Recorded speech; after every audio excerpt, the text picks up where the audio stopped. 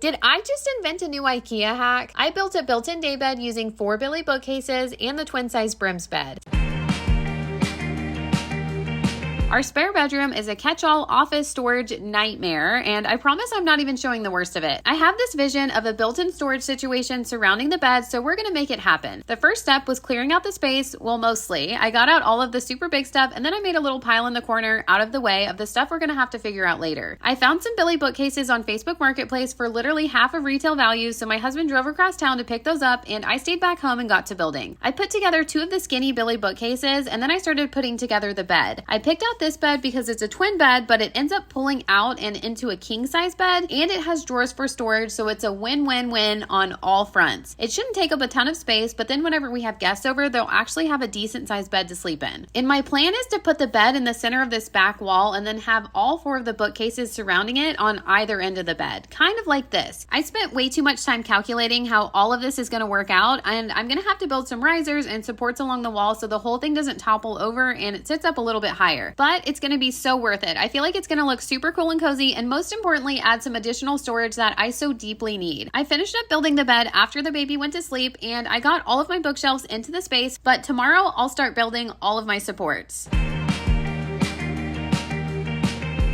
Today I'm working on the risers so that the bookcases will sit higher off the ground. We cut all of our wood last night, downwind and basically the pitch black, which 10 out of 10 I do not recommend, but today I screwed all of those 2x4s together to form 2 identical boxes that are going to sit on either end of the bed to support the bookcases. But before I started securing those, I screwed a couple of 2x4s into the studs on the back wall underneath the window, so I'll be able to connect the back of the bed frame to that wall. And once that was in, I slid the bed back into place and I made sure it was centered on the wall, and then I started working on securing my boxes. I used 6 little corner brackets on each side to make sure that they were really attached and I would have a super sturdy base. Looking back at the footage, I feel like I'm doing some sort of magic trick and just disappearing into a little tiny hole, but I did end up getting each box secured to the bed frame and they are not going anywhere. I removed the trundle and all of the slats, and then we got the bookcases back into place to double check that they still fit and to come up with a plan to get them tied into the wall. But I'm going to sleep on it and we'll start working on that tomorrow.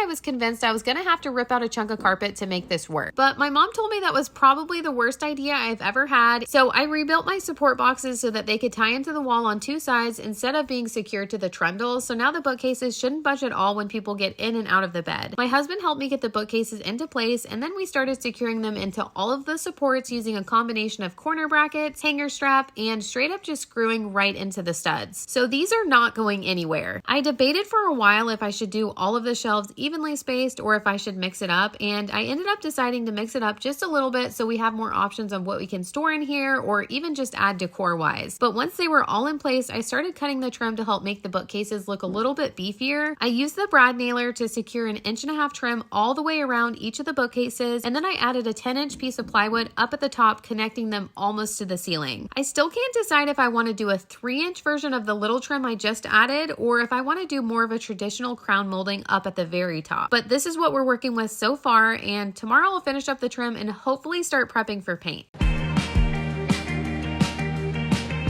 Now that everything is fully constructed, I'm finally prepping for paint. I went ahead and sanded down all of the spackle and wood filler that I used to patch all of the brad nail and shelf holes, and while I was at it, I scuff sanded every single surface. I then wiped down all of the dust and residue left over on the bookcases with a damp rag, and I decided to try liquid sandpaper to chemically etch the surface. IKEA stuff is notoriously hard to get paint to stick to without chipping, so I'm doing everything I can to try and prep the furniture. I read a couple of blogs and I watched some tutorials, and the overall recommendation was to at least sand the surface and to use BIM primer before paint. And if you want to be extra, the liquid sandpaper doesn't hurt. I will say though, I thought maybe something was wrong with my primer when I first opened the can. It is basically the consistency of milk, which I was not expecting. It's super duper thin, but it does seem to be working, so I'm just going to assume that that's normal. In hindsight, the whole process would have been a lot easier to prep and paint before installing the bookcases, but A, I was worried about them chipping as we were manhandling them to get them into the space, and B, I don't have room to lay out 75 different boards to sand and paint. So although this is definitely not the easiest way to go about it, we're making it work. It took me way too long to get this primer coat on, but now that everything is mostly one color, it's really starting to come together. Tomorrow I'll start painting. Do you have any guesses for the color I chose?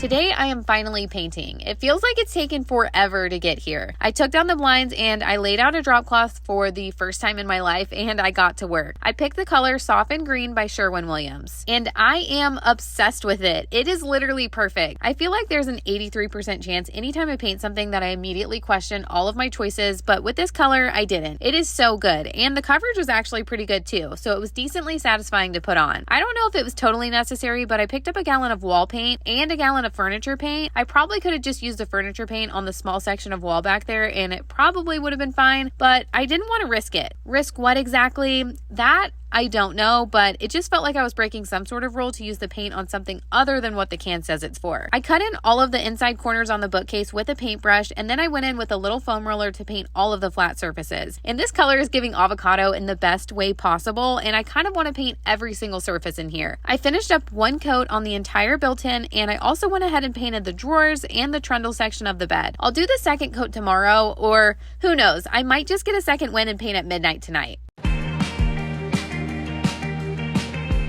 I am finishing up the second coat of paint on the entire thing. Now, don't get me wrong, the chances are pretty slim that I'm actually the first person to do this exact configuration, but definitely not zero. Painting all of the different shelves took what felt like forever. I would paint all of the tops and then the sides and then the bottoms, and somehow that did make it feel like it was going a little bit quicker than if I did one whole section at a time, but I think it was all in my head. Once I was done painting, I hung the blinds back up so that the neighbors can't see directly back into my house anymore, and then I let everything dry for a couple of hours and decided to put the bed back together and into its space. I screwed all of the slats in for both sections of the trundle, and then I put the drawers back in. And I totally forgot I left the handles off, so I'm gonna have to pry those back out somehow, but I'll worry about that another time. I then unpacked the little IKEA mattresses that came with the bed. It's two separate mattresses, so whenever you pull out the trundle, you can slide the top one off and it becomes a king size bed. I'm gonna let the paint fully cure for a couple of days at least before I start adding anything to the shelves or doing anything crazy in here, so make sure you're following along to see how I plan on decorating and using the shelves for storage.